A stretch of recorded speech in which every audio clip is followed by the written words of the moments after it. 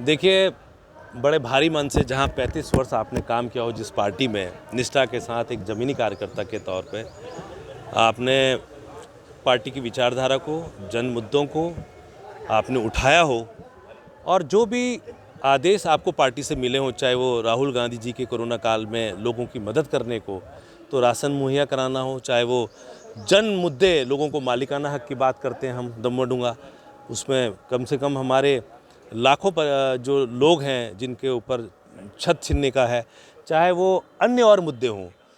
और लेकिन कोई भी जो ज़मीनी कार्यकर्ता होता है, और यह जो भी पार्टी का कार्यकर्ता जो इतने वर्षों से लगा होता है, उसको उम्मीद होती है कि वो एक ऐसे इम्तहान दे, ऐसे मुकाम में जाए जहां जनता की सेवा वो बेहतर रूप से कर सके। तो हमने देखा कि मैं ऐसे एक विद्यार्थी की तरह हूं कि जिसको इम्तहान में बैठने का मौका नहीं दिया जा रहा है। तो जब मेरे को मौका ही इम्तहान में बैठने का नहीं दिया जाएगा, तो मैं प्रतिभा का प्रदर्शन कैसे करूंगा, तिवारी जी के विकास कार्यों को आगे ले जाने का कैसे काम करूंगा, जिनके प्रेरणा से, जिनसे प्रेरित होकर जो मुझे इस कांग्रेस में सक्रिय भूमिका में लेके आए थे सन 1993 से। तो आज तिवारी जी नहीं है तो कभी कभी अनाथ सा महसूस करता हूँ, और मुझे लगता है कि आज तिवारी जी होते तो, क्योंकि तिवारी जी परिवारवाद के पूरे घोर विरोधी रहे। जब मैं तिवारी जी, क्योंकि तिवारी जी के परिवार के सदस्य होने के नाते, उनके भतीजे होने के नाते, जब उनसे मैं कुछ कहता था तो वो कहते हैं अपनी काबिलियत, अपनी प्रतिभा से आप जो है आगे बढ़ोगे। तो उन्होंने मुझे 2 साल जो है मेरी परीक्षा ली। जब मैं यूथ कांग्रेस की दावेदारी करी तो वो कहते थे तुम वहाँ गए, यहाँ गए। तो उन्होंने मुझसे एक इंटर्नशिप कहते हैं, तो उन्होंने वो कराई। जब उनको लगा मैं ठीक हो गया तो यूथ कांग्रेस में उन्होंने मुझे उचित समझा। लेकिन अब वो चाहते थे कि कभी भी मैं आऊँ तो अपने कार्यशैली से, अपनी क्षमताओं से, अपनी प्रतिभा से आऊँ।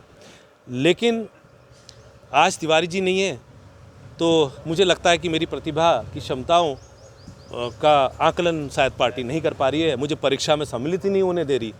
और एक विवश जो आदमी होता है, जो मैं समझता हूँ जो सुसाइड करता है, उसके आगे जब सब रास्ते बंद हो जाते हैं, उसके आगे उसको कोई सारी उम्मीदें बंद हो जाती है, वो एक काम करता है। तो आज का दिन मेरे लिए एक सुसाइडल अटेम्प्ट से कम नहीं है।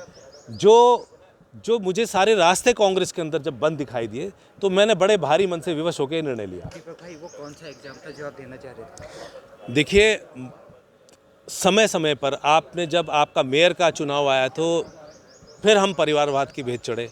जब आपका एमएलए का समय आया तो फिर हम परिवारवाद की भेंट चढ़े। और आप देख रहे हैं कि किस तरह से परिवारवाद चल रहा है, और वो कैसे दूर होगा मुझे नहीं पता।